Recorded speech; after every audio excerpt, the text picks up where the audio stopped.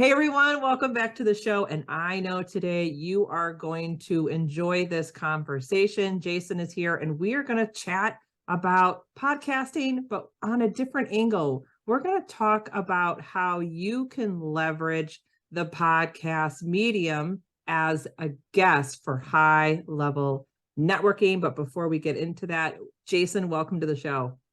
Allison, thank you so much for having me. I'm looking forward to a dynamic conversation with you. Yeah. And if the green room conversation before we hit record is any indication, this is going to be a lot of fun today.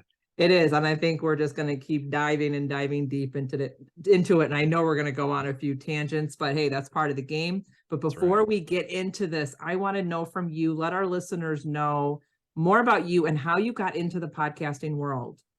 Absolutely. So my name is Jason Cercone. I've been in the podcasting space since 2015, and I got into this for all the wrong reasons.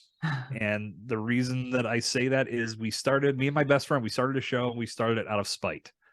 And I'll give you a quick backstory on that. When I was in that time frame, I had started a little side business that ended up becoming a full-time gig, and it was in the craft beer space. I started a blog for advocacy because I was discovering that so many people at that point just weren't familiar with what these great little breweries were producing, and I wanted to be a voice to shout to the masses, go drink this beer, it's better than the stuff you've been drinking all these years. So that morphed into me developing an app to where you could check this app to find out about events and happenings and beer releases and things happening in Pittsburgh.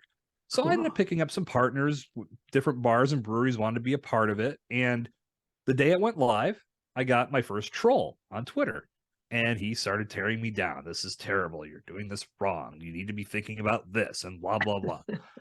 And I was just so taken back by the fact that because everybody else seemed to be responding so positive, I had never experienced a troll like that before.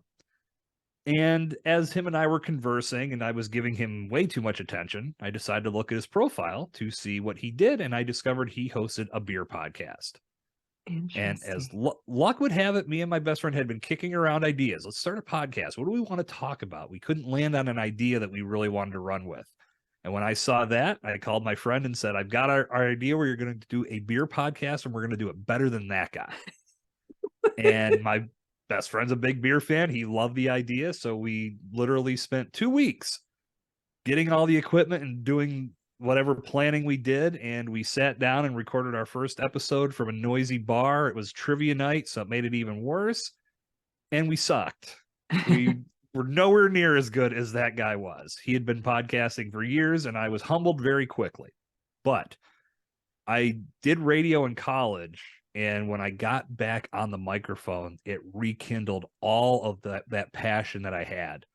All the fun that I had making that radio show, it all came back, and I knew, I was like, I am in the right place. This is great. We aren't that good yet, but let's keep going because I think we can get better. And we did, of course, much like any podcaster has experienced, the more you practice, the better you're going to get. And my friend and I ran that show as long as we could. And then I started a second show.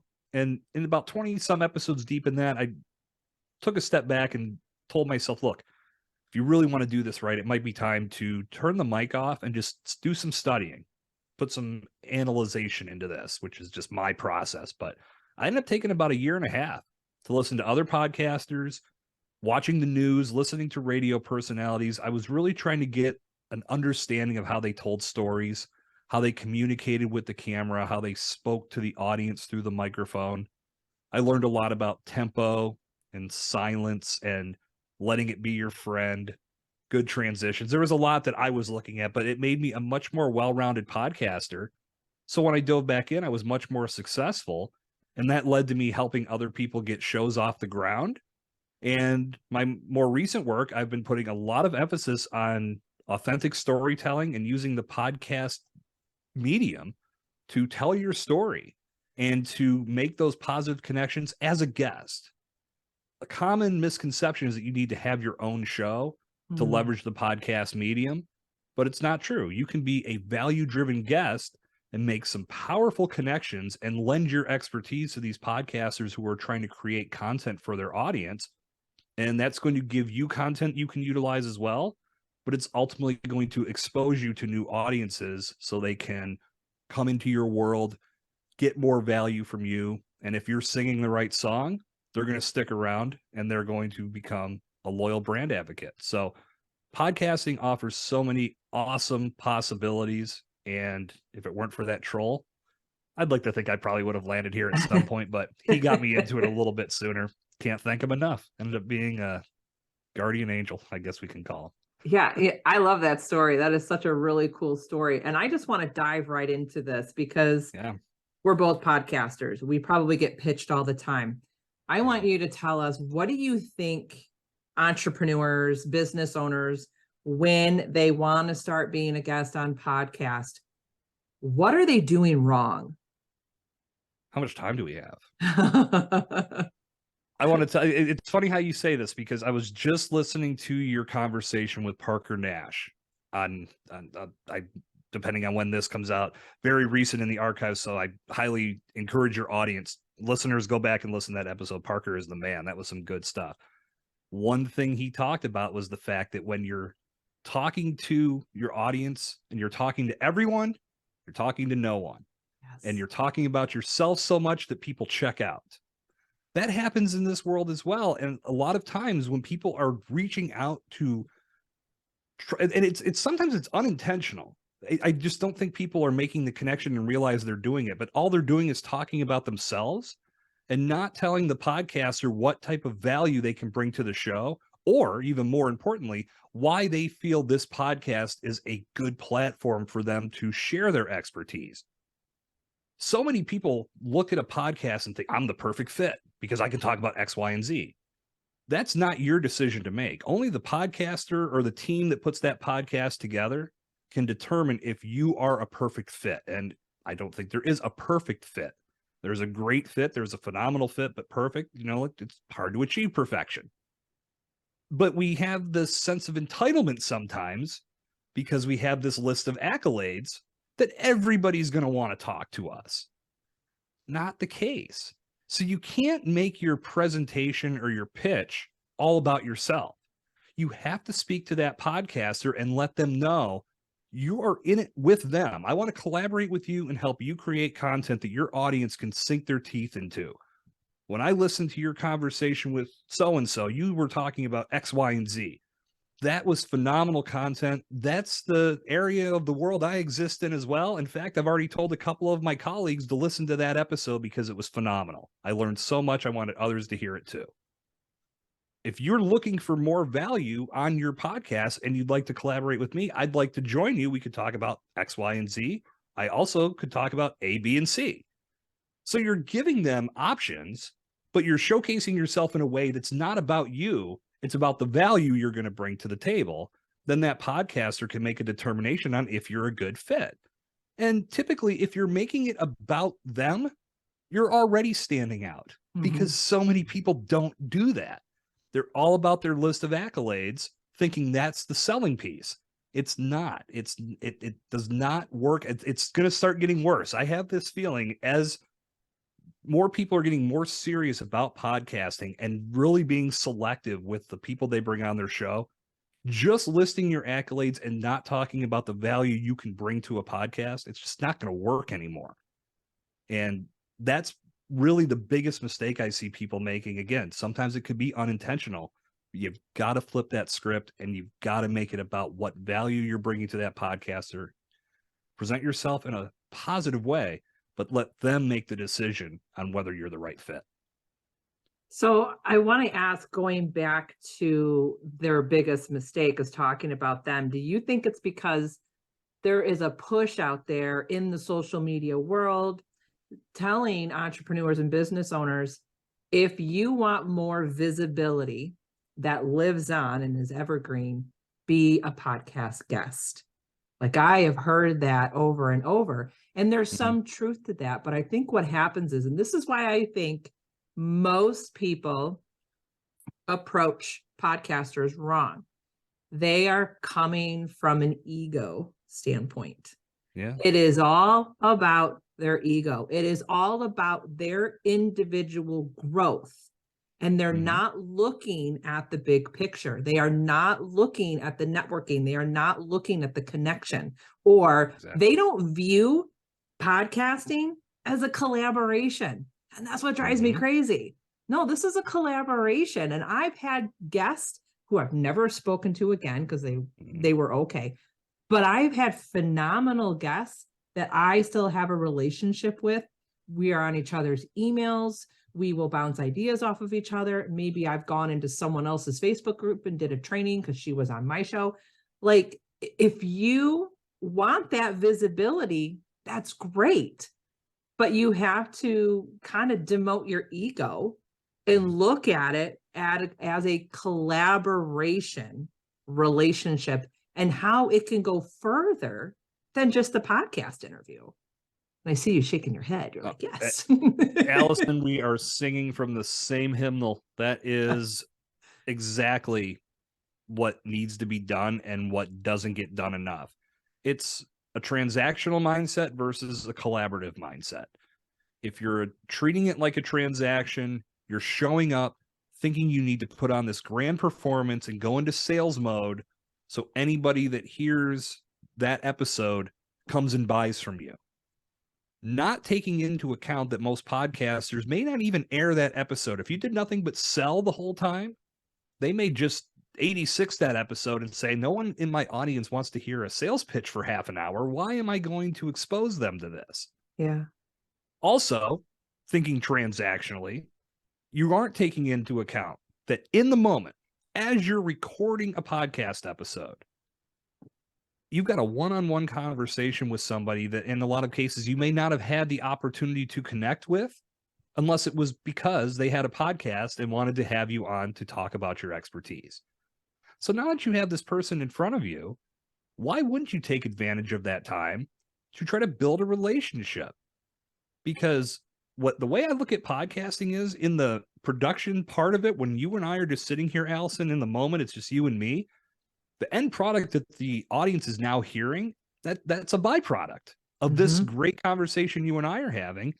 And who knows what that could lead to, because you may need my service. I may need yours. You may have a few people that you work with. I've been talking with them and they really could use some work getting their story dialed in. I'm going to connect you with them so they can talk. Now, would you do that for me if I showed up on your podcast and just went into sales mode? Right. No, you No. wouldn't, because there isn't a relationship built and there's nothing of value on the table. You're coming in thinking all about yourself. It's all about the message that I'm delivering today in regards to making a sale. And the second we hit stop and we're no longer recording, okay, I got to go. I've had that happen a few times on my podcast with one. I was like, I don't know if I should even air this because I can tell this person isn't truly valuing what could happen between the two of us. They are just hoping that when the audience hears it, it could lead to something for them. Those are the people that don't share the content when it goes live. And that's a whole nother subject that we can dive into, because I think there's a lot to that. And I look at it a little bit deeper than most people do. I think guests that don't share their content are the ones that are missing out, because no, you don't have to. No one's got a gun to your head saying you have to share this person's content. But this is a piece of evergreen content that someone else did all the heavy lifting for. They did all this work for you. Why wouldn't you put that in front of your audience, if for nothing else, just to give social proof that you truly are an expert that they can rely on, that you truly are a resource that they can come back to? It makes them feel more comfortable knowing they've invested, whether it's time or time and money, in the right person. If you just go on interviews and walk away, you're missing a big piece of the puzzle. And it's a shame, because no one thinks, I don't know, no one is the wrong way to say that. It's casting too wide of a net. But many people don't think collaboratively. But I think that mindset transcends podcasting. If you start thinking on a collaborative mindset and make peace with the fact that it's a big world and there are a lot of people and we can all eat, if we work together and help each other grow, you're going to be a much happier person and a much more successful person. Like I said, it's big in the podcast space, but it transcends it to life as a whole. Yeah, I couldn't agree more. Now, I want to ask you, I want your opinion on the whole outreach when you are getting ready to pitch. So you're a guest and you want to pitch to be on a show. This is something that drives me crazy. as a host. And I want to know your opinion on this. It is the random email. I have no idea who this person is. I've never heard of them. And it's a lengthy email with all of their accolades. They do give me topic ideas. They tell me that they're a good fit for the show, which I still have not decided that. Mm-hmm. I don't know if it's just me individually, but I feel as a podcaster, if I want to be a guest on someone else's show, I take time to stalk them a little bit, and I make sure that I interact with their content on some of their social media platforms, just so they kind of know. They might recognize the name or the face. I'll make sure I comment on an Instagram story or one of their posts. I might share their post and tag them in it. I might even share their latest episode of my Instagram stories and go, oh, you guys, this was really good. You got to listen to this. I make sure that there is some sort of acknowledgement or connection before I even pitch myself. Yeah. Do you think that is a really strong strategy to do, or do you think that blind outreach is fine? No, I think what you're doing is phenomenal, and that's taking it a step further than most ever do, because I think many people are leaning on that list of accomplishments and accolades, thinking that's all it is. That's all I need. Mm-hmm. And it's very ego driven, as you had said before, and it creates that sense of entitlement that they think they belong on every show. But you think about the overall profile that you're trying to build for yourself as you put your brand out there. You want to be seen as that person that's giving, that's caring, that's paying attention, that isn't transactional, because transactional means you're just showing up for the interview and then you never hear from that person again. But you are taking steps to interact with their content, to show that you care, to show that you have a genuine interest in what they're talking about. That makes you a much more viable potential guest, because you're taking steps to put yourself out there. Again, some people will just throw that blind outreach, and I guarantee you that email did not just come to you. That same email probably went to hundreds of other people. Yes. Just I can tell it's a copy paste. Brutal sometimes, like, because they don't change. Sometimes they don't change the name, or they don't change the podcast name, or they don't change the. I mean, I've gotten some where I'm just like, you guys, like, I can tell you just copy and pasted like one line from my description. Like, yes, come on, it drives me crazy. And that's where there's it. This is another one of those things, in my view. This transcends podcasting as well. It's how you reach out and make connections in this digital world that we exist in. So many people are hey, I'm so-and-so and I do this and that, and you need this and that too. I just know it. Here's this. Jump on my calendar. And get the hell out of here. No, I did not wake up today hoping you'd message me. And it works the same way in podcasting. Whatever happened to just saying, hey, I just heard your podcast. It's freaking awesome. Great job. Just leave it at that. Right. Start a conversation. Let them respond. Thanks. I'm really proud of my show. I've been doing so much with it. Yeah, I can tell you really care. And then you can just start to develop. Listen, I mean, I'm not saying that you need to have me as a guest, but this is something I do. If you're ever looking for more guests, I'd be happy to talk to you about how we could make that work. That's human. That's how we used to interact with one another. I don't know where it got lost. I think a lot of it has to do with social media, which is one of the most ironic terms for anything. If you look at how those platforms exist these days, right? Oh, I know about it anymore. But that's God. We could have how many different conversations about that. But you have to start thinking on this level of human to human, because when you connect, that's what it's all about, and you have to take those steps to start establishing the relationship from the very first correspondence. And you have to start thinking that I need to do, excuse me, I need to do something to stand out that's going to make this person take notice, that I can truly bring value to their show. If you don't do that, you're going to get lost. Yeah, I agree. So I want to know from you, because I know we have listeners that are kind of mixed. We have people who are podcasters, and then we have entrepreneurs or business owners that want to be a guest on podcasts because they know the potential. they know that Mhm. they can get the visibility. It could really help them not only build their brand, but help them build themselves as a thought leader in their industry. So those who are listening, I would love for you to share maybe like the first, in your opinion, like what are the first 3 to 5 steps for them to start the whole podcast pitching? Because I think that initial, like, I have to pitch myself to be on a podcast. Like, to me, it's not a big deal. Like, honestly, I will Yeah. start interacting with people online and I don't go to email. If they're on Instagram and they're in the DMs and we already have a little bit of a conversation going, hint, hint, you just comment on an Instagram story and now you have a one-on-one conversation in the DMs with them. That's how I do Yeah. it. And then it's just little Very smart. conversations. I voiced message them and I just say, hey, I've really enjoyed our conversations. I've been loving what you've been putting out on Instagram. Your show is great. I would love for you to be a guest on my show. How do you feel about that? I do it all in voice. I don't write it in email because it seems so, well, like you said, it takes the human out of it. I want them to hear my voice and hear my excitement. So I want to know from you, tell our audience what they should be doing to get pitching. I think you just did it. I mean, I have to, I mean, I will go into more detail, but Allison, that's phenomenal. That's something that, listen, as we sit and record, it's 2023.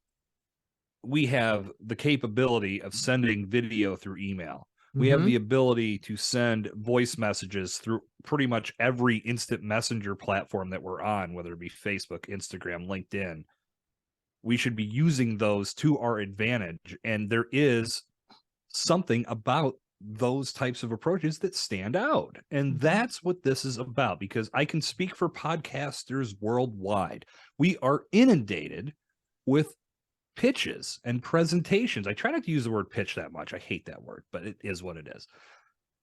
Request. We'll say request. But and again, so many of them blend together because there's it's the same thing over and over, and it's perfect fit here. Here's I'm 7-figure earner there, 24 books over here. Like, I get it.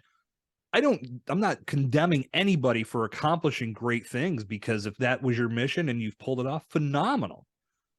Of course, that's going to be a part of our conversation, but you need to tell me why you like my show, what stood out, why do you feel this platform is right for you, and what are the two of us going to talk about?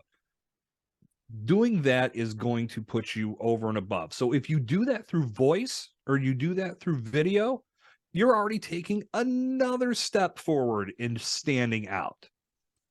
But let's go back to say, okay, we're going to get primitive for a moment. We're not going to do the voice. We're not going to do any type of video like a Loom or a Bonjoro. We are going to do strictly email. Fine. You have to, again, make sure the show is right. So this is the first thing I do. I'm looking at podcasts that I want to make a guest appearance on. I want to make sure that my expertise aligns. The way I'm going to do that, first off, when I'm searching for a general, let's just say I'm looking for marketing podcasts. I'm going to do a search, whether it's on Apple Podcasts or Google. Those are my two primary choices and primary options. I find a podcast. The first thing that's going to grab me is the cover art.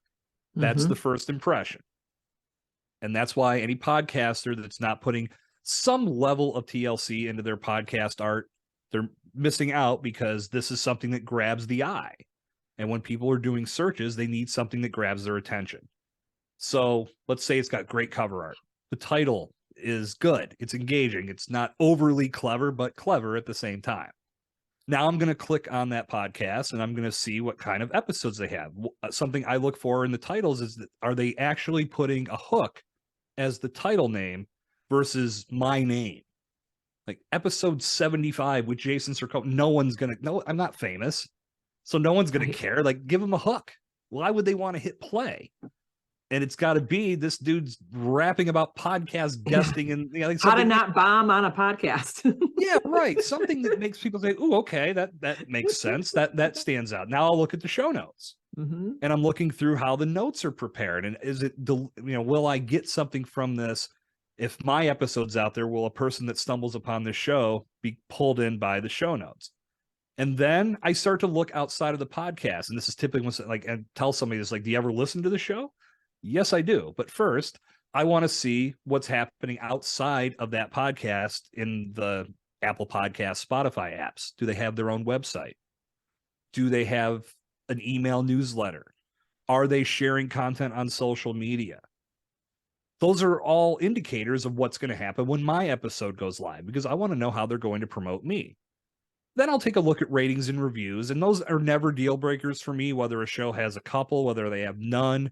Typically, what I'm looking for are trends. And if 10 reviews in a row said audio quality is terrible, it might give me a little bit of an idea when I listen to the content if I'm going to hear that. But I'll also look at when that was posted. If it was 3 years ago, maybe that's no longer relevant. Maybe they've made some changes and upgrades and things are good now. So I don't get too bought into the ratings and reviews, but I always just take a look to see what's there. And then I will grab an episode that that grabbed my attention. I'll click play and I'll start listening. And I am listening for that audio quality. And I'm also listening to the content and the conversation and making sure that what's being talked about is something I could lend expertise to if that was me in the guest seat. Once I've done all that, now, if I've checked all the boxes, now I'm going to begin my outreach. So I've done some like I ran off a lot there, but it really doesn't take that much time. No, it doesn't. For like each episode, what I just rattled off, you could accomplish in about 20 minutes to half an hour, then sometimes less, because you're jumping around, you're looking at some things. But then when you dive into the content, you can listen for the audio quality at 1x speed. But typically, once I determine, okay, everybody's mic'd well and I can hear, I'll 2x it so I can keep listening, but then I can get through the process a little faster. Now that I've got that information and I know that this would be a good fit for me, that's when I reach out. And when I reach out, I'm not making it about me, I'm making it about them. And I'll let them know that I listened to episode 132. I loved your conversation with Parker. I don't know if that was your number. That was the first thing that came by. But I loved your conversation with Parker. And I feel like there was so much to be gained there because, I play in that field myself. That's why I like your podcast. And if you're looking for guests, I never assume that I'm a good fit for any podcast or a perfect fit for any podcast, but I like the value you're putting in the world. If you want to add to that mission, I'd be happy to help. I can talk about X, Y, Z. And then again, like it's a steady progression into this is what you can bring to the table, but you made it about them first. That'll make you jump and stand out, jump out, stand out. So again, there's a steady progression of this. Once you get into a good rhythm, your outreach is going to start being more effective. And I will say, I added the line of, I never assume I'm a perfect fit for any podcast because you know your audience more than me and you know your content more than me. But what I've discovered is very valuable. And if you want to add to that, I'd be happy to help. That one line has doubled the number of positive responses I've gotten to make podcast guest appearances. And it's not hard. It's a very easy addition. But again, it's removing any entitlement that I would ever feel about being part of that show. I just wanted to have a good conversation and bring value to your platform. And when you get into that mindset, you have much more success with this. So I hope that the audience will actually rewind it like a minute and take notes and actually slow it down and write that down. Longer than a minute. I was going pretty hard there for right. A few Well, minutes. the whole how to, add value to the show, and you may not be a perfect fit, like that right there just validates that, you are showing up to provide value and do a collaboration. And it's not just about boosting your ego and, Right. Getting more people clicking in the show notes to get people on your email list. 'Cause, I mean, of course, the goal is to grow our visibility, grow the people in our world, right? Get people on our email list. We're building a business. Like, we know this, Right. but the intention behind being a podcast guest needs to come from the heart and from a place of service, not from, can I get a sale out of this? Right. Can I get another client? And that's really going to change, I think, the way you approach it as well. And to add to that, think about your email list. As you build that list, you're nurturing. You don't send an email out and then expect the entire list to buy on the spot. Podcast guesting works the exact same way. You're going to make these connections, and when people do come into your world, now you've got them in your world, you can continue to provide value. They may not be ready to buy right now, but they resonate with you enough that they want more. So they connect with you. And now you have this opportunity to put more value in front of them. And as you do that, you continue to establish trust. And when the buying decision is front of mind, you're going to be the one they think of first because you've been providing so much value and helping them make these transformations to some degree. They know if they make a full investment, you're going to get them to the finish line. But if you come into it thinking that it's all about instant sales, it's just like thinking you're going to get instant sales from your email list, from the whole kit and caboodle. It does not work that way. Right. We Right. have to be very, very aware of the power of relationships. And Alea Harris is a great marketer. She runs Flourish Marketing. She was a guest on my podcast, and she dropped one of the greatest lines that I still use to this day. Business moves at the speed of relationships. Oh, I love And that. it's perfect, right? She Yes. blew my socks off when she said that. I'm Wow. like, wow, it's perfect because not everybody is in this mindset of getting married after the first interaction. You might get some people that absolutely resonate and want to make that step, and that's completely fine. But there's also the person that's going to need to be in your ecosystem for 6 months, a year, maybe longer. But if you keep putting value in front of them and don't expect them to buy instantly, you just keep bringing more value to the world, you're going to make some serious impacts on people. And when the time is right for them, they're going to make a move. They're going to make that decision to buy, and you set yourself up for much more success coming from that abundance mindset and bringing value at all times versus just trying to make a sale on the spot. Oh, I love that. Jason, this was amazing. And I know my audience is going to want to learn more from you, how to be, a guest on podcasts, how to pitch the right way. Let us know where the listeners can connect with you or get on your email list, because I know that you provide a ton of value and I want to make sure that they are in your world. I would love to have that connection with anybody listening to this podcast. Jump over to podcastguestingsimplified.com. And from there, you're going to learn exactly what I do in regards to helping you hone in and dial in your authentic story. And then that podcast guesting mastery to really take everything we've talked about today to the next level so you can get your brand out there in a positive way. But ultimately, you get the most from each podcast guest appearance. So hop over to podcastguestingsimplified.com, and that's where we get things started. I encourage everyone listening, set up a discovery call with me. All it's going to cost you is 30 minutes of your time, and we can talk about this in more detail. As you've learned today, I like to talk. So we're going to learn a lot from, and I'm a big believer in conversation. You learn so much from having a one-on-one conversation.